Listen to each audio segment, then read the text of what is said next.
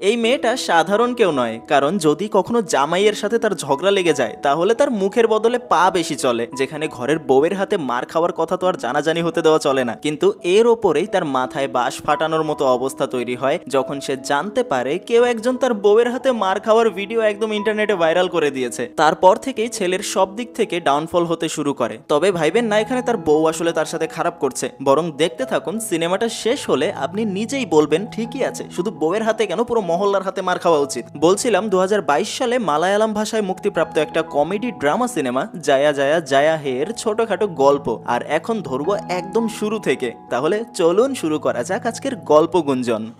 গল্পের শুরুতেই আমরা জয়া নামের একটা মেয়েকে দেখতে পাই। তার বাবা তাকে কোলে নিয়ে খেলছিল। সামনে বসে থাকা মামাকে তিনি বলেন, যেমনভাবে জহুরলাল ইন্দিরা গান্ধীকে বড় করেছিল, আমিও জয়াকে সেভাবেই বড় করে তুলব। মানে মেয়ের প্রতি তার আদরটা বোঝানো হচ্ছে। জয়ার ছোটবেলার সকল অনুষ্ঠান একদম ধুমধাম করে পালন করা হয়। যেদিন জয়ার কান ফোরানো হচ্ছিল সেদিন সমস্ত গ্রামের মানুষ তা দেখতে এসেছিল। জয়া তাদের পরিবারের একমাত্র মেয়ে হবার কারণে সবাই তাকে বেশ আদরেই বড় করতে থাকে। আর এভাবেই দেখতে দেখতে বেশ কয়েকটা বছর কেটে যায়। জয়া একটা গাছের ডালে বসে খেলছিল, যা দেখে মামা দৌড়ে এসে তাকে গাছ থেকে নামিয়ে নিয়ে যায়। বলে যে সে ব্যথা পেয়ে যাবে, আর ছেলেদের মতো এইসব দৌড়ঝাঁপ করা তাকে বন্ধ করতে হবে। জয়ার এক ভাই আছে, তার নাম জোয়ান, কিন্তু পরিবারে জয়ার আধিপত্য যেন একদম ছোট থেকেই। জোয়ানের খেলনা সবসময় জয়া পেত, এমনকি জোয়ানের যদি বই ছিঁড়ে যেত তাহলে বাবা তাকে খুব মারতো, খুব বকাঝকা করতো। কিন্তু জয়া যদি বই ছিঁড়ে ফেলতো তাহলে তাকে কিছুই বলা হতো না। কথা একটাই, তুই আর জয়া কি এক নাকি? এইসব দেখে মনে হচ্ছিল এই ঘরের একমাত্র রাজকন্যাই হলো জয়া। কিন্তু এইসব ছিল মুদ্রার এক পিঠ, অন্য পাশটা ছিল একদমই অন্যরকম। কারণ আমরা যেমনটা দেখে আসলাম ঘটনা আসলে তেমনটা নয়। আরো অনেকটা সময় পার হয়ে গিয়েছে, জয়া এখন অনেকটাই বড় হয়ে গিয়েছে। একদিন স্কুলে সে তার বান্ধবীর কাছে তার পরিবারের সমস্যার কথা বলছিল। তার পরিবার তাকে নিয়ে একটু বেশি চিন্তা করে, যা শুনে তার বান্ধবী বলে, আর এতে সমস্যা কি, সব বাবা মা তার মেয়েকে নিয়ে একটু চিন্তা করবেই। কিন্তু জয়া বলে, ঘটনা এমন নয়, কিছুটা অন্যরকম। আসলে ছোটবেলায় যে তাকে বারবার তার মামা গাছ থেকে নামিয়ে নিয়ে আসতো, দুষ্টামি ফাজলামি কম করতে বলতো যেন সে ব্যথা না পায়, বিষয়টা এমন না। বরং তাকে গ্রামের মানুষ খারাপ বলবে, বিয়ে দিতে পারবে না পরে, এই নিয়ে তাকে চোখে চোখে রাখা হতো। সে তার বাবার কাছে পুতুল চেয়েছিল, কিন্তু তার বাবা তাকে পুতুল না দিয়ে তার ভাইয়ের পুরনো খেলনা ধরিয়ে দিত।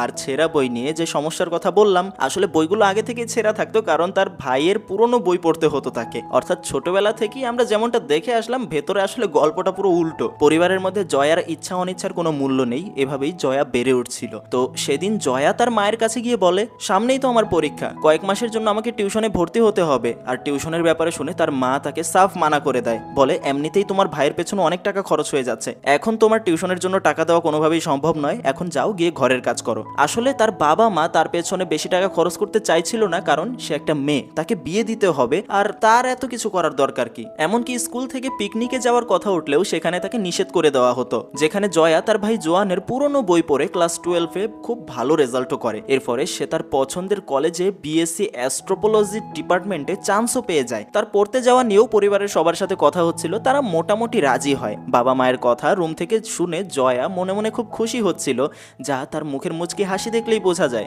কিন্তু তখনই সেখানে তার মামা হাজির হয় এবং নানান সমস্যার কথা বলতে শুরু করে। এত দূরে যাওয়ার কি দরকার, তাছাড়া ওই কলেজে পড়লে অনেক খরচের কথা শুনে বাবা মাও কিছুটা চিন্তায় পড়ে যায়। মেয়ে বড় হয়েছে, সব টাকা যদি তার পড়াশোনায় খরচ করে দাও তাহলে বিয়ে দিবে কিভাবে, তখন তো খরচ হবে, তাই না? পরিস্থিতি হাতের বাইরে চলে যাচ্ছে দেখে জয়া আগ বাড়িয়ে সেই কলেজে পড়ার কথা জানায় তাদেরকে। তখন তার বাবা তাকে ধমক দিয়ে বলে, যখন বড়রা কথা বলে তখন ছোটদের কথা বলতে হয় না, চলে যাও এখান থেকে, ভেতরে যাও। মামার সাথে আলোচনা করে জয়াকে বাড়ির কাছের একটা কলেজে ভর্তি করানোর সিদ্ধান্ত নেওয়া হয়। এতে সময় মতো বাসায় আসতে পারবে, খরচও কম হবে। জয়ার ওই কলেজে পড়ার কোনো ইচ্ছা না থাকা সত্ত্বেও তার কাছে কোনো উপায় ছিল না। এই ভেবে সে কলেজে যায়, কমসে কম পড়াশোনা তো চালিয়ে যেতে পারছে। তারপর কলেজে এই হলো তার বাংলা শিক্ষক, যার কথাবার্তা অনেকটা ফেমিনিস্টদের মতোই। তার আদর্শ মেয়েদেরকেও ছেলেদের মতো শিক্ষার সুযোগ করে দিতে হবে, যেন মেয়েরাও জীবনে কিছু করতে পারে। আর এই বিষয়টা জয়ার খুব পছন্দ হয়। ক্লাসে এসেও সে মেয়েদেরকে একই কথা বলে, তোমাদের অধিকার তোমাদের নিজেদেরকে অর্জন করতে হবে। স্যারের মুখে এসব কথা শুনে জয়ার মনে স্যারের জন্য কিছুটা ভালো লাগাও জন্মায়, কারণ তিনি তার চাওয়াকে সমর্থন করে। মাঝে মাঝেই সে তার স্যারের দিকে এক নজরে তাকিয়ে থাকে, আর তার এরকম তাকিয়ে থাকার ভঙ্গি দেখে স্যারও কিছুটা আন্দাজ করতে পারে। তাই একদিন সে তাকে জিজ্ঞাসা করে বসে, তুমি কি আমাকে পছন্দ করো? আর এতদিনে বলতে গেলে জয়া সত্যি সত্যি তার স্যারকে পছন্দ করতে শুরু করেছে তাই সে হ্যাঁ বলে দেয়। এরপর থেকেই তাদের সম্পর্ক শুরু। কিন্তু কিছুদিন পেরোতেই সে জয়াকে নানান বিষয় নিয়ে কৈফিয়ত দিতে শুরু করে, যেমন তাকে না জানিয়ে কোনো হোয়াটসঅ্যাপের প্রোফাইল চেঞ্জ করতে পারবে না, সে সারাদিন কোথায় ব্যস্ত থাকে, এমনকি জয়ার জামা কাপড় নিয়েও তার সমস্যা। আর আজকে তো সমস্ত টক্সিসিটির বাঁধ ভেঙে জয়াকে সে চর মেরে দিয়েছে। তাই তারপর খুব অল্প দিনের মধ্যেই তাদের এই সম্পর্কের বিচ্ছেদ হয়ে যায়। কারণ আর যাই হোক, জয়া কখনো এই বিষয়টা সহ্য করতে পারবে না কেউ তার স্বাধীনভাবে চলাফেরার ওপর হস্তক্ষেপ করবে। কিন্তু সর্বনাশের মাথায় বাড়ি তখন পড়ে যখন জয়ার এই সম্পর্কের কথা তার পরিবার জানতে পেরে যায়। আর জয়াদের ফ্যামিলিতে জয়ার মামাই হলো নাটের গুরু।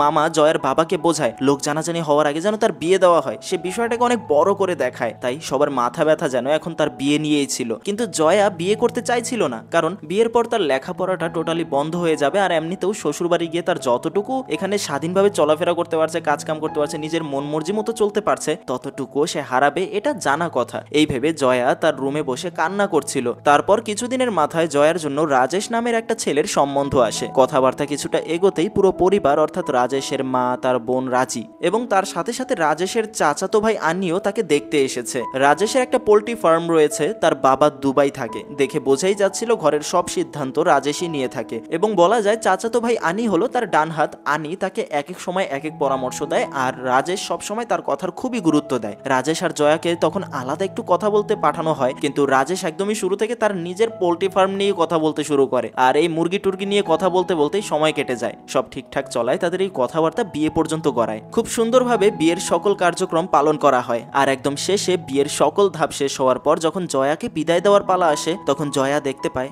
সবাই তার জন্য কান্না করছে, বিশেষ করে তার মামাকে দেখে তার মনে একটাই প্রশ্ন আসছিল, সব নাটের গুরু তিনি, যদি আমার চলে যাওয়াতে তোমাদের এতই কষ্ট হচ্ছে তাহলে জোর করে বিয়ে কেন দিলে? আর যেহেতু বিয়ে দিয়েই দিচ্ছ তাহলে নাটক করার তো কোনো দরকার নেই। মানে তার মনে মনে এগুলো বলছে, সে সরাসরি তার বলছে না। তারপর সময় পার হলে ওদিকে জয়া রাজেশের ঘরে প্রবেশ করতেই দেখতে পায় আশেপাশের জানালা টেবিলের কাঁচ ভাঙা, যা দেখে সে কিছু বুঝতে পারে না। তবে আমরা ঠিকই বুঝতে পারছি যে এগুলো রাজেশের রাগের একটু প্রতিচ্ছবি, সে একটু রাগী টাইপের মানুষ। পরদিন সকালবেলা জয়া চা বানানোর জন্য রান্নাঘরে প্রবেশ করে। সেখানে রাজেশের মা এক বিশেষ ধরনের খাবার বানাচ্ছিল যা বিভিন্ন অনুষ্ঠানে তৈরি করা হয়। তার মা আরো বলে, আমাদের বাসায় এই খাবার প্রতিদিনই করা হয় কারণ রাজেশ এটা খেতে খুব পছন্দ করে। রান্নাঘর থেকে বেরিয়ে জয়া তার জামা কাপড় ধোয়ার জন্য ওয়াশিং মেশিনের সামনে যায়। সে দেখে ওয়াশিং মেশিন তো তার জীবনের শেষ সময়ে আছে, মানে এর অবস্থা এতটাই খারাপ যে কোনো সময় একদম ফুস হয়ে যাবে। বাসায় কোনো কাজ না থাকায় জয়া ইউটিউব দেখে তার ঘরে নষ্ট পড়ে থাকা একটা সেলাই মেশিন ঠিক করে। এই মেশিনটা আসলে তার শাশুড়ি মায়ের, তা নিয়ে নাড়াচাড়া করতে দেখে তিনি বলেন,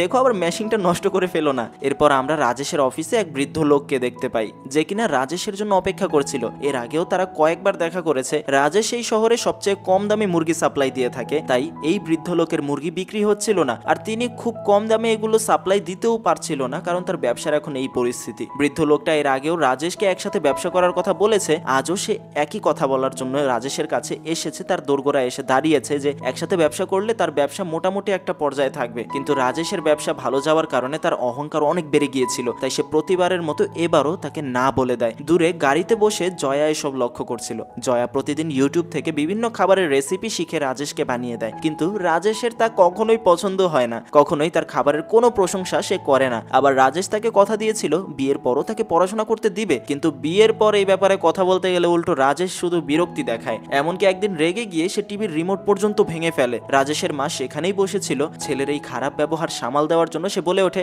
আমার ছেলে আমার সিরিয়াল দেখা একদম পছন্দ করে না, তাই আজ এমন করছে, না হলে রাজেশ তো একদমই শান্ত একটা ছেলে। এগুলো বলিয়ে বুঝিয়ে রাখছে সে, কিন্তু আসলে রাজেশ খুবই রাগী প্রকৃতির একটা মানুষ। যাই হোক, পরে আবার একদিন জয়া আরো একটা নতুন রেসিপি শিখে রাজেশকে বানিয়ে দেয়, যা দেখে রাজেশ ওই খাবারের প্লেটটাই ছুঁড়ে ফেলে দেয়। মা থেকে জানতে পারে জয়া খুব কষ্ট করে এই খাবারটি বানিয়েছে, তাই আবার এই শুনে জয়াকে সরিও বলে। বোঝা যায় রাজেশ ছেলেটা এমনিতে ঠিকঠাক আছে, কিন্তু সে নিজের রাগ কন্ট্রোল করতে পারে না। আর রাজেশের এরকম পাগলামি সহ্য করতে না পেরে জয়া সেদিন বলেই ফেলে, যেভাবেই বানানো হোক না কেন খাবার নিয়ে ছোট্ট বাচ্চাদের মতো এরকম পাগলামি মোটেও মানায় না। আর এই শুনে রাজেশ জয়ার গালে একদম কষিয়ে একটা চর মেরে দেয় আর বলে, আমি তোমার কাছে ক্ষমা চেয়েছি তো, আবার এত কথা কিসের? এরপর থেকে আমার সাথে কথা বলতে গেলে ভেবেচিন্তে কথা বলবে। রাজেশের মা বোন সেখানেই দাঁড়িয়েছিল, কিন্তু তার এই খারাপ আচরণে কেউ কিচ্ছু বলে না। জয়া মন খারাপ করে রুমের বাহিরে বসেছিল, তখন আবার হঠাৎ রাজেশ এসে তার কাছে ক্ষমা চায় আর বলে, রাগের মাথায় একটু ভুল করে ফেলেছি। কিন্তু তার চেহারা দেখে মনে হচ্ছিল না যে তার অপকর্মের জন্য সে মোটেও অনুতপ্ত। তারপর মন ভালো করার জন্য সে জয়াকে নিয়ে সিনেমা হলে গিয়ে মুভি দেখে। এরপর তারা রেস্টুরেন্টে যায়। রাজেশ জয়াকে কি খাবে জিজ্ঞাসা করে, কিন্তু অর্ডার দেওয়ার সময় সে ঠিকই নিজের পছন্দের খাবার অর্ডার দেয়। অর্থাৎ বোঝা যায় রাজেশ এগুলো নিজের মন থেকে করছে না, শুধু পরিস্থিতি ঠিক করার জন্যই বাধ্য হয়ে করছে। তাছাড়া এই মুহূর্তে জয়ার মনে কি চলছে, সে আসলে কি ফিল করছে তা নিয়ে রাজেশের কোনো মাথা ব্যথা ছিল না। রাজেশ তাকে কথা দেয় আর কখনো সে তার উপর হাত তুলবে না। কিন্তু কিছুদিন পর একটা ঘড়ি ভেঙে যাওয়ার কারণে রাজেশ জয়াকে আবারও একটা চর মারে। সবকিছু দেখেও রাজেশের মা বোন এর কোনো প্রতিবাদ করে না। আগের বারের মতো এবারও তারা মুভি দেখতে যায়, এরপর রেস্টুরেন্টে খাবার খেতে চলে আসে। রাজেশ আবারও তার কাছে ক্ষমা চায়, কিন্তু এখন পরিস্থিতি এমন হয়ে গিয়েছে যেখানে সে ছোটখাটো ব্যাপারেও জয়ার ওপর হাত তুলতে শুরু করে। এরপর প্রতিবারের রুটিনের মতো জয়াকে মুভি দেখাতে নিয়ে যায়, এরপর খাবার খাওয়াতে নিয়ে যায়। না মুভি জয়ার পছন্দ হয়, না খাবার জয়ার পছন্দ হয়। রাজেশের এই মারধর নিয়ে যখন সে তার মায়ের সাথে কথা বলতে নেয়, তার মা তাকে বলে মেয়েদের সংসার করতে গেলে একটু মানিয়ে নিতে হবে, আর থাপ্পড়ই তো মেরেছে, নিজের খেয়াল রাখো, কিছুদিন গেলে সব ঠিক হয়ে যাবে। মায়ের কথা অনুযায়ী সে সবকিছু মেনে নিতে শুরু করে। প্রতিদিনের কারণে অকারণে থাপ্পড় খাওয়ার সাথে জয়া ধীরে ধীরে মানিয়ে নিতে শুরু করে। কিন্তু একদিন তো জয়াকে এই কারণে মারা হয় যে রাজেশের ময়লা হয়ে যাওয়া কাপড় জয়া ধুয়ে রাখেনি কেন, মানে পানি এখন মাথার উপরে উঠে যাচ্ছে। জয়া বুঝতে পারছে কিন্তু কিছু করতে পারছে না। তাই এতদিন পর্যন্ত যে ঘটনাগুলো জয়া তার বাবার থেকে লুকিয়ে রেখেছিল, আজ সবকিছু সে তার বাবাকে কল করে বলে। কিন্তু বাবাও তাকে তার মায়ের মতোই সান্ত্বনা দিয়ে বলে এটাই তো জীবন, আর সবকিছু মানিয়ে নিতে পারলেই জীবন সুন্দর হবে, আর কিছুদিন এভাবে সামলে যাও, সামনে ঠিক হয়ে যাবে দেখো। আর বাবার মুখেও আজকে এই কথা শুনে জয়ার খুবই একা লাগতে শুরু করে। জয়া অনেক হতাশ হয়ে পড়ে, কারণ সবাই তাকে এমন সান্ত্বনা দিচ্ছিল যা কখনো জয়া আশা করছিল না। তার আপনজনেরা দুঃসম্পর্কের আত্মীয়ের মতো আচরণ করছিল, যেন তার বাপের বাড়ি এখন তার নিজের না, এখানেই তার সব, যেমনটা সব ক্ষেত্রেই হয়ে থাকে। এখন জয়ার কাছে সবকিছু সহ্য করা ছাড়া আর কোনো রাস্তা নেই। রাতে জয়া রাজেশের বোন রাজদির সাথে কথা বলে। আসলে 3 বছর আগে রাজের বিয়ে হয়েছিল, কিন্তু স্বামীর সংসারে এমনই ছোটখাটো ঝামেলার কারণে সেও শ্বশুরবাড়ির যন্ত্রণা সহ্য করতে না পেরে রাগ করে চলে এসেছিল। আজ পর্যন্ত তাকে নেওয়ার জন্য কেউ আসে নাই, আর আজ এখনো তাকে বাপের বাড়িতেই থাকতে হচ্ছে, নানান কটু কথা শুনতে হচ্ছে। সে বলে তুমিও যদি তোমার এই শ্বশুর বাড়ি ছেড়ে চলে যাও, সব দোষ তোমার উপরেই পড়বে, তোমার বাপের বাড়ির মানুষেরাও তোমাকেই দোষবে, সবাই তোমাকেই দোষারোপ করবে। এরপর থেকে জয়ের জীবন একদম নরকে পরিণত হয়। রোজ রাজেশের কাছে ঝাড়ি খাওয়া, চর থাপ্পড় খাওয়া, মার খাওয়া। জয়া কোনো আশার আলো দেখছিল না, কে এসে তাকে এই সমস্যা থেকে বাঁচাবে। সেদিন জয়া তার ফোনে কিছু একটা দেখছিল, তখনই সেখানে রাজেশ এসে তার রাগ ঝাড়তে শুরু করে আর বলতে লাগে সারাদিন এই ফোনের মধ্যে ডুবে থাকো, ঘরের কোনো কাজ পাওয়া যায় না। এই বলে সে জয়ের ফোন কেড়ে নেওয়ার চেষ্টা করে। জয়া ফোন এতটাই শক্ত করে সেদিন ধরে রেখেছিল যে রাজেশ কোনোভাবেই তা ছিঁড়ে নিতে পারছিল না। মনে হচ্ছিল যেন জয়ার ধৈর্যের বাঁধ একদম ভেঙে গিয়েছে। ফোন নিতে না পেরে যখন রাজেশ জয়ার ওপর হাত তুলতে যায়, তখন এই প্রথম রাজেশের হাত জয়া চেপে ধরে আর তাকে একদম কুংফু স্টাইলে লাথি মেরে উড়িয়ে দেয়, যাতে করে রাজেশ টেবিলের ওপর পড়ে টেবিল ভেঙে নিচে পড়ে যায়। আর আজকে এমন কাণ্ড দেখে রাজেশ একদম শকড হয়ে যায়। আসলে জয়া এতদিন সহ্য করতে করতে এখন সে আর সহ্য করতে চায় না। চারপাশে যখন সে আশার আলো দেখছিল না, কেউ তাকে সাহায্য করছিল না, তখন সে নিজেই সিদ্ধান্ত নেয় তার নিজেকেই নিজের সাহায্য করতে হবে। আসলে একদম ছোট থেকেই জয়া ছেলেদের মতো একটু মারামারি, গাছে ওটা কুংফু ক্যারাটের প্রতি বেশ ভালোই যোগ ছিল তার। আর এখন যেহেতু আর সহ্য করা যাচ্ছে না, তাই বেশ কিছুদিন ধরে সে ইউটিউব দেখে আবারও তার ছোটবেলার মতো কুংফু ক্যারাটে শেখা শুরু করেছে। যখন বাসায় কেউ থাকতো না, তখন সে দেওয়ালে ঘুষিয়ে তার হাত পা শক্ত করেছে। আর দিনের পর দিন এভাবেই চালিয়ে যেতে যেতে এখন মোটামুটি সে বেশ ভালো কিছু টেকনিক শিখে গিয়েছে। তাছাড়াও জয়ার দেওয়া লাথি এতটাই জোরে পড়েছিল যে রাজেশের ধুতি পর্যন্ত খুলে যায়। জয়া রাজেশের জন্য খাবার নিয়ে আসে এবং তাকে খেতে বলে। আর এরকম লাথি, তাও আবার লাথিটা কে দিয়েছে? তার বউ, যা খাওয়ার পর কারোরই ক্ষুধা থাকার কথা না, তাই রাজেশ পেট ভরা বলে সেখান থেকে ভেজা বেড়ালের মতো চলে যায়। সে কাউকে কিছু বলতেও পারছিল না, তার পেটে এতটাই ব্যথা ছিল যে ঔষধ কেনার জন্য সে ফার্মেসিতে যায়। ব্যথার কোনো সঠিক কারণ বলতে পারছে না, কিভাবে বলবে? সে কি ডাক্তারকে বলবে যে ডাক্তার সাহেব আমার বউ আমার পেটে লাথি মেরেছে? তো ওষুধ কেনার জন্য ফার্মেসিতে গিয়েও সেখানে কোনো সঠিক কিছু বলতে না পারায় ওষুধ তাকে দেওয়া হয় না। কি আর করার, পোল্ট্রি ফার্মে গিয়ে এক ওয়ার্কারকে তার কাছে ডেকে জিজ্ঞাসা করে আমি রাগের মাথায় আমার বউকে লাথি মেরেছিলাম, সেটা তার পেটে গিয়ে লেগেছে, এখন পেট ব্যথা করছে, তাতে কি ওষুধ খাওয়ানো যায়? ওয়ার্কার বলে আপনি তো আগেও আমাকে জিজ্ঞাসা করেছেন, এখন আবারও মুভি দেখতে নিয়ে যান, কি আর বলবো। ওয়ার্কারের উত্তর থেকে বোঝা যায় আসলে এর আগে জয়াকে মারার পর সে তাকে মুভি দেখতে নিয়ে যেত, এই বুদ্ধি তার এনার কাছ থেকে এসেছিল। এখন সে নিজে বুঝতে পারছে যে এগুলো আসলে কাজের কোনো কিছুই না, শুধু শুধু সে এতদিন তাকে মুভি দেখতে নিয়ে গিয়েছিল। সে বাসার দেয়ালে আর বাড়ির সামনের গাছগুলোতে কিছু আঘাতের চিহ্নও দেখতে পায়, যা পা দিয়ে করা হয়েছে, যা দেখে রাজেশ কিছুটা আন্দাজ করতে পারে জয়া হয়তো বা কুংফু মার্শাল আর্টসে বেশ ভালোই উন্নতি করছে। তারপর আমরা রাজেশকে একটা ব্যাগ বের করতে দেখি, যেখানে কিছু মেডেল এবং একটা ব্ল্যাক বেল্ট ছিল, যা দেখে মনে হচ্ছিল অতীতের কোনো এক পর্যায়ে রাজেশও কোনো এক সময় কুস্তি শিখতো, খেলতো। তো রাতে সবাই ঘুমিয়ে যাওয়ার পর বলদের মতো সেও বউয়ের সাথে পাল্লা দেওয়ার জন্য ইউটিউবে মার্শাল আর্টস দেখতে শুরু করে, যে তার বউ তাকে কেমন কেমন ভাবে মারতে পারে সেই সম্পর্কে আন্দাজ নিতে শুরু করে, কারণ তাকে তো ঠেকাতে হবে। আর এদিকে জয়ার কোনো ইন্টেনশন ছিল না রাজেশকে আঘাত করার, সে শান্তিতে সংসার করতে চেয়েছিল। রাজেশ যাতে তার উপর টর্চার না করে এজন্যই সে ক্যারাটে শিখছে। এরপর থেকে রাজেশ তার সাথে ঝামেলা করতে গেলে তার পেটে বেল্ট পরে তারপরে তার সাথে ঝামেলা করতে যায়। রাজেশ তার মাকেও বলেছে যে জয়া এমন এমন করছে, কিন্তু তার মা বিশ্বাস করেনি। তাই একদিন রাজেশ তার পেটে সেই সেফটি বেল্ট পরে তার মোবাইলের ক্যামেরা অন করে তারপর জয়ার সাথে ঝামেলা করতে যায়। কিন্তু জয়া সেদিন ঝামেলা করতে রাজি হচ্ছিল না। সে সব সময় চেষ্টা করে নিজেকে সহ্য এবং ধৈর্যের মধ্যে রাখার। যখন ধৈর্যের বাঁধ ভেঙে যায় তখন একটু ঝামেলা টামেলায় সে হাত পা উঠিয়ে কথা বলে। জয়া রাজেশকে বলে, আপনি আমার সাথে ঝামেলা না করলে আমি কেন করব আপনার সাথে। রাজেশ তখন জয়ার গালে একটা থাপ্পড় মারে, এবার ঝামেলা করেছে, এবার পারলে মেরে দেখাও। কিন্তু রাজেশের প্ল্যান মোতাবেক জয়া তার পেটে লাথি না মেরে কষিয়ে তার গালে চর মেরে দেয়। এবার হিসাব সমান সমান। এরপর তাদের মধ্যে শুরু হয় তুমুল সংঘর্ষ। রাজেশ প্রতিশোধ নেওয়ার জন্য ক্যারাটে শিখছে, কিন্তু জয়া নিজের রক্ষা করার জন্য ক্যারাটে শিখছিল। তাই জয়ের সাথে রাজেশ মোটেও পেরে উঠতে পারছিল না। আর এখন থেকে বলা যায় রাজেশ মাঝে মাঝে জয়ের সাথে ঝামেলা করতেও ভয় পায়। জয়ের লাথি ঘুষির প্রকোপ সইতে না পেরে এক পর্যায়ে রাজেশ মেঝেতে লুটিয়ে পড়ে। আর অবস্থা এতটাই খারাপ করে ফেলে যে জয়ের সামনে দাঁড়ানোর পর্যন্ত শক্তি ছিল না তার। দরজার সামনে দাঁড়িয়ে রাজেশের মা ও বোন সবকিছু দেখছিল। আর যে প্রশ্নটা আপনার মনে চলছে সেটা আমার মনেও চলছিল। সেজন্যই এবার পরিস্থিতি হাতের বাইরে চলে যাচ্ছে দেখে জয়ার পরিবারকে ডাকা হয়। রাজেশের মা সবাইকে বলে, আমি আপনাদের মেয়েকে আমার ছেলেকে এভাবে মারতে আনিনি। জয়ের মামা বলে, রাজেশও তো জয়াকে অকারণেই মারধর করতো। রাজেশের মা তখন জয়ের বাবাকে জিজ্ঞাসা করে, আপনিও তো আপনার স্ত্রীকে শাসন করেন, কেমন লাগবে যদি আপনার স্ত্রী আপনার উপর হাত তোলে? ছেলে মানুষের মাঝে মাঝে একটু রাগ থাকবেই স্বাভাবিক, মেয়েদের এটা মানিয়ে চলতে হবে, তা না হলে ঘরে কখনো শান্তি আসবে না। রাজেশের চাচাতো ভাই আনি জয়াকে বোঝানোর চেষ্টা করে বলে, পরিবারের সমস্যা হবে, এভাবে মারামারি করলে তো আর সমস্যা সমাধান হবে না। আর ঘরের বউয়ের এমন আচরণ স্বাভাবিক নয়, উল্টো এই কথা জানাজানি হলে সম্মানটা নষ্ট হবে। তখন জয়া বলে, যখন ঘরের বউকে মারধর করা হয় তখন সেটা স্বাভাবিক, তখন সম্মান নষ্ট হয় না। কিন্তু সে আরো বোঝায়, রাগের মাথায় রাজেশ হয়তো তোমার গালে দু একটা চর মেরেছে, এর জন্য এত বড় হাঙ্গামা করার কি আছে? জয়া বলে, রাজেশ আমাকে 6 মাসে 21 বার থাপ্পড় মেরেছে, এই হিসাবে 10 বছরে 504 বার থাপ্পড় মারবে, তাহলে 40 বছরে 1680 বার থাপ্পড় মারবে, তাহলে কি আমি মার খাওয়ার জন্য অপেক্ষা করব? জয়ের এই প্রশ্নের বিপরীতে কেউ আর কিচ্ছু বলতে পারে না। আনি রাজেশকে এক কোণে নিয়ে গিয়ে বলে, ভাই ব্যাপারটা এখানেই সরি বলে শেষ করে দে, যদি এই খবর একবার বাইরে বের হয় তাহলে তুই তোর বউয়ের কাছে যে মার খেয়েছিস সমাজে মুখ দেখাতে পারবি না, ঘরেও অশান্তি বাইরেও অশান্তি, কোনো জায়গায় ঠিক হবে না। এখন তুই ওর সাথে ভালো ব্যবহার কর আর তোরা একটা বাচ্চা নেওয়ার সিদ্ধান্ত নে। জয়া এখন বাইরে চাকরি করতে চায়, লেখাপড়া করতে চায়, এই করতে চায় সেই করতে চায়। একটা বাচ্চা হওয়ার পর তার উঠতি মনোভাব চলে যাবে, পড়ালেখা করার ইচ্ছাও চলে যাবে, সারা জীবন তোর আর তোর বাচ্চার খেয়াল রাখতে রাখতেই চলে যাবে, যেই কথাটা তার ভালো লাগে। আনির কথা মেনে সে জয়ার কাছে ক্ষমা চায়, জয়াও তাকে ক্ষমা করে দেয়। এরপর থেকে জয়ার সামনে একদম শান্ত এবং দায়িত্বশীলদের মতো আচরণ করতে শুরু করে, জয়ার সাথে ভালোবেসে কথা বলতে শুরু করে, যেন তার মধ্যে অনেক পরিবর্তন এসেছে। জয়ার বানানো খাবারগুলোও সে খায়, যে খাবারগুলোকে সে আগে ফেলে দিত। আসলে রাজেশ চায় জয়া যেন বাইরে গিয়ে চাকরি না করুক, পড়ালেখা না করুক এবং ঘরের বউ হয়ে ঘরের সব কাজ করবে। সে জীবনের শেষ পর্যন্ত সে তাদের সেবা করেই পার করে দেবে, রাজেশ এমন চায়। তো সেখানে জয়াকে যেহেতু সে কোনো কিছু করে ঠিক রাখতে পারছে না, তাই একটা বাচ্চা নিলেই সব ঠিক হয়ে যাবে, তখন বাচ্চাটার খেয়াল রাখতে রাখতেই তার জীবন পার হবে। কিন্তু জয়া এই বিষয়টা বুঝতে দেখেই সে নিয়মিত অ্যান্টি প্রেগনেন্সির পিল খেত।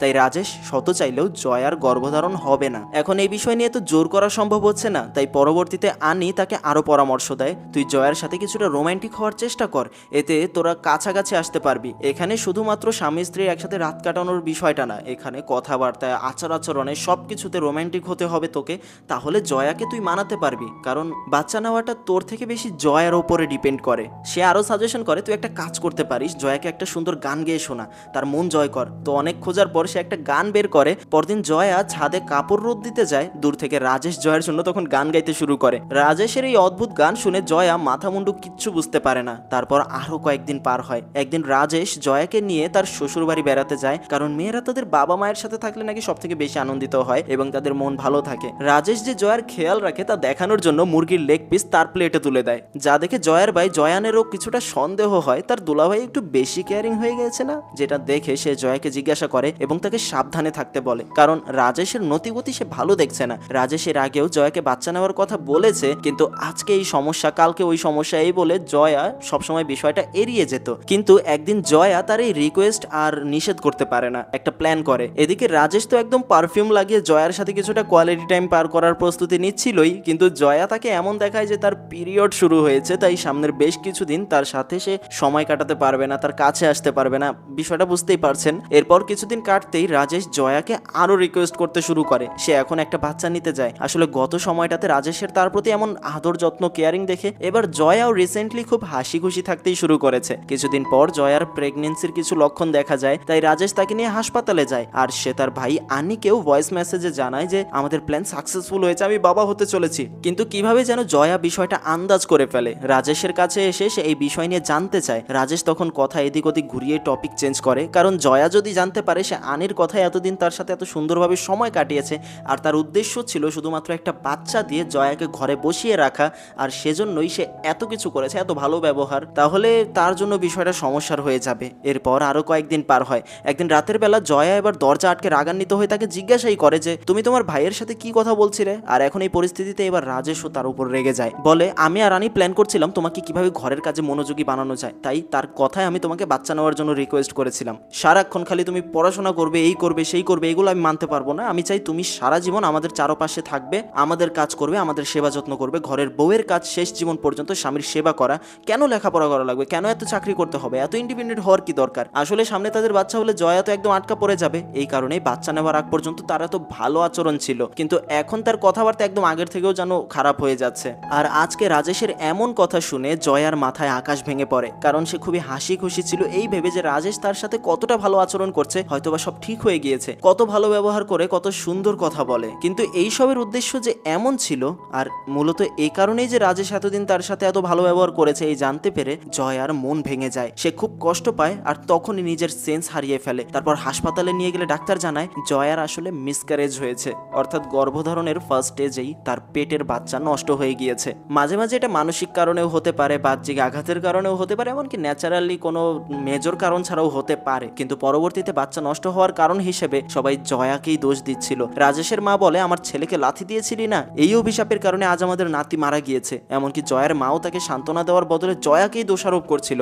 জয়ার মা বলে তোকে ছোটবেলা থেকেই কত কিছু শিখিয়ে বড় করেছি, তোকে রাজি করিয়েই তো তোর বিয়ে দিয়েছিলাম, তাহলে এখন বিয়ের পর তোর এত সমস্যা কেন হচ্ছে। সবার দোষারোপ গায়ে নিয়ে জয়া সিদ্ধান্ত নেয় সে আর পারবে না, রাজেশকে সে ছেড়ে দেবে, এখানে আর থাকতে পারবে না। এই কথা শুনে জয়ার বাবা বলে ওই ঘর থেকে বেরিয়ে আসলে আমার ঘরেও তোর কোনো জায়গা থাকবে না। জয়া হাসপাতাল থেকে বেরিয়ে আসছিল, তখন রাজেশ তাকে বলে তুমি সবসময় সমান অধিকার চাইতে, তাই দেখি আজ হাসপাতালের অর্ধেক বিল তুমি দিয়ে দেখাও তো, দেখি তোমার সমান অধিকার কত দূর পর্যন্ত দৌড়াতে পারে। কিন্তু জয়ার কাছে কোনো টাকা পয়সা না থাকায় সে পরে দিবে বলে কান্না করতে করতে হাসপাতাল থেকে বেরিয়ে যায়, যেন সবাই তার কাছে পরের মতো আচরণ করছে। জয়ার ভাই জোয়ান তাকে রিকোয়েস্ট করে বাসায় যাওয়ার জন্য, কিন্তু বাবার উপর অভিমান করে বাসায় যাবে না সে এমন জানায়। জয়া তার সাথে যাবে না শুনে সেও জয়ার জন্য থাকার একটা ব্যবস্থা করে।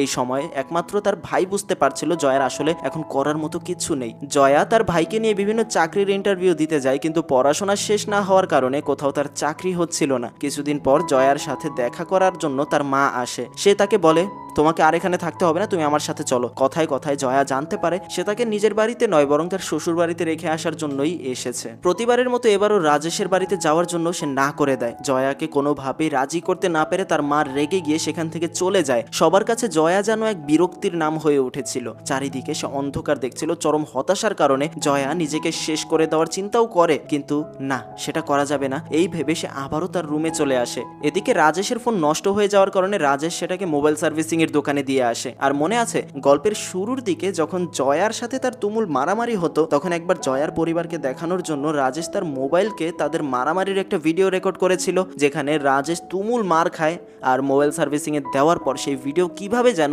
একজন অনলাইনে লিক করে দেয়। আর জামাই নাকি বউয়ের হাতে মার খেয়েছে, এই ভিডিও ভাইরাল না হয়ে কই যাবে, যার কারণে রাজেশ এখন আর লজ্জায় কোথাও বেরোতে পারে না। রিসেন্টলি তার ব্যবসাও দিনে দিনে লসের দিকেই যাচ্ছিল। অন্যদিকে ওই বৃদ্ধ লোক যে কিনা রাজেশের সাথে ব্যবসা করতে চেয়েছিল, সেই লোকের সাথেও এখন রাজেশ ব্যবসায় পেরে উঠতে পারে না। ওই লোক হঠাৎ করে ব্যবসায় তার ভালোই উন্নতি করে ফেলতে শুরু করেছে, যার কারণে এখন বেশিরভাগ কাস্টমার তার কাছেই যায়, রাজেশের কাছে আসে না। আর এতে করে রাজেশের ব্যবসাও দিনে দিনে খারাপ হতে শুরু করে, যার কারণে এবার রেগে গিয়ে রাজেশ ভাবতে থাকে তার ভিডিও ভাইরাল হয়ে যাওয়ার কারণে আজ তার এই অবস্থা। তাছাড়াও সেই ভিডিও দেখে মানুষজন নানা রকম মতামত দিচ্ছিল, যেখানে অনেকেই জয়ার পক্ষে ছিল। কোন পরিস্থিতিতে চলে আসলে একজন স্ত্রী তার স্বামীর উপর হাত তোলে, এই নিয়ে মানুষ বলা বলি করতে শুরু করে, যার পরবর্তীতে সহ্য করতে না পেরে আনির পরামর্শে রাজেশ জয়াকে ডিভোর্স দেওয়ার চিন্তা করে। এদিকে যেহেতু রাজেশের ব্যবসা কমে গিয়েছিল, তাই তার পোল্ট্রির কিছু কর্মী ওই বৃদ্ধকে আর ওই বৃদ্ধের সাথে নতুন একজন পার্টনারকে, তাদের দুজনকেই মারধর করার সিদ্ধান্ত নেয়। কারণ ওই নতুন পার্টনার আসার পর থেকেই তার ব্যবসা এত ভালো হয়েছে আর রাজেশের ব্যবসার এত খারাপ হচ্ছে। অন্যদিকে জয়াকে দেখে মনে হচ্ছিল তার জীবনে কোনো একটা মিরাকেল ঘটেছে। ডিভোর্সের রায়ের শুনানি এগিয়ে আসে, জজ সাহেব তাদেরকে নিজেদের মধ্যে কথা বলে সমস্যার সমাধান করার চেষ্টা বলে। প্রথমে, তোমরা কি সত্যি একে অপরের সাথে থাকতে চাও না? তখন জয়া বলে, আমার আর একসাথে থাকার কোনো ইচ্ছা নাই, আর ডিভোর্সের আবেদন রাজেশ করেছে, এর মানে রাজেশও আমার সাথে থাকতে চায় না, আর রাজেশ কখনো আমাকে জিজ্ঞাসা করে কোনো সিদ্ধান্ত নেবে না। জয়ার এই কথা রাজেশের মাথায় আরও গরম হয়ে যায় এবং আদালতের ভেতরেই তারা তর্কাতর্কি শুরু করে দেয়। এর ফলে রাজেশের মধ্যে মেয়েদের জন্য যে ঘৃণ্য কিছু চিন্তা ভাবনা ছিল সেগুলো সবার সামনে বেরিয়ে আসে। মেয়েদের সে সবসময় নিচু করে দেখে এবং মেয়েদেরকে নিয়ে এমন এমন কথা বলে যে তাদের এই সমাজে কোনো অধিকার নেই, তারা শুধু স্বামীর ঘরে থেকেই তাদের পুরো জীবন পার করে ফেলবে, এটাই তাদের জীবন, এই সব ধরনের কথাবার্তা বলে যেগুলো সমাজে আসলে বলা যায় না। জজ সাহেব কোনো সিদ্ধান্ত শোনাবার আগে জয়া তার কাছে কিছুটা সময় চেয়ে নেয়। রাজেশের সাথে সে কথা বলবে। দেখে মনে হচ্ছিল তাদের মধ্যে হয়তো সব ঠিক হয়ে যাবে, কিন্তু হয় ঠিক তার উল্টো। জয়া ডিভোর্সের পেপার দেখতে দেখতে বলে, তোমার ব্যবসা কেমন যাচ্ছে? মুরগি কত করে বিক্রি করছো? রাজেশ ক্ষীণ গলায় উত্তর দেয়, 125। ডিভোর্সের পেপারে সাইন করে তার রাজেশের হাতে ধরিয়ে দিয়ে জয়া বলে, আমি 115 করে বিক্রি করছি। এই বলে ওখান থেকে সে চলে যায়। আর এখানেই বেরিয়ে আসে আসল ঘটনা। যেদিন ওই বৃদ্ধ লোকটা রাজেশের সাথে ব্যবসা করার কথা বলতে এসেছিল, দূর থেকে গাড়িতে বসে জয়া তাদের সব কথাই শুনছিল। তার নিজের দাঁড় করানোর কিছু ছিল না ঠিকই, কিন্তু একটা ব্যবসাকে কিভাবে বড় করতে হয় সেই জ্ঞান তার মধ্যে ছিল। ব্যাংক থেকে লোন নিয়ে জয়া ওই বৃদ্ধ লোকের সাথে মুরগির ব্যবসার একজন পার্টনার হয়ে যায়। এমনকি ওদিকে বৃদ্ধ লোককে মারার জন্য যখন যেখানে রাজেশের লোকেরা হাজির হয়, জয়া তখন সবগুলোকে এক এক করে কেলাতে শুরু করে। তারপর থেকে এখন জয়া নতুন করে বাঁচতে শুরু করে, একজন সফল উদ্যোক্তা হিসেবে বাঁচতে শুরু করে, যে কিনা নিজের চেষ্টায় নিজের পায়ে দাঁড়িয়েছে। যেখানে তার ভাই ছাড়া কেউ তার পাশে দাঁড়ায়নি, সেখানে আজকে তার পাশে সবাই আছে। আর এখানেই শেষ হলো আজকের গল্পটা। এখন আপনাদের মধ্যে হয়তোবা অনেকেই এমন একটা পরিস্থিতির মধ্যে দিয়ে যাচ্ছেন, হয়তোবা ওয়াইফ হিসেবে কেউ সমস্যায় আছেন, আবার হয়তোবা হাজবেন্ডের জায়গা থেকেও কেউ খুবই ঝামেলার মধ্যেই আছেন। তো এই দিক থেকে সিনেমাটা আপনাদের অনেকের সাথে রিলেটেবল হতে পারে, তাই যদি রিলেট করে থাকেন তাহলে কমেন্টে জানাতে পারেন যে এই গল্পের সাথে আমার গল্পের মিল আছে। পাশাপাশি স্ক্রিনে ভেসে ওঠা এই ভিডিওটা দেখতে পারেন, এটা আমাদের সেকেন্ড চ্যানেলের ভিডিও।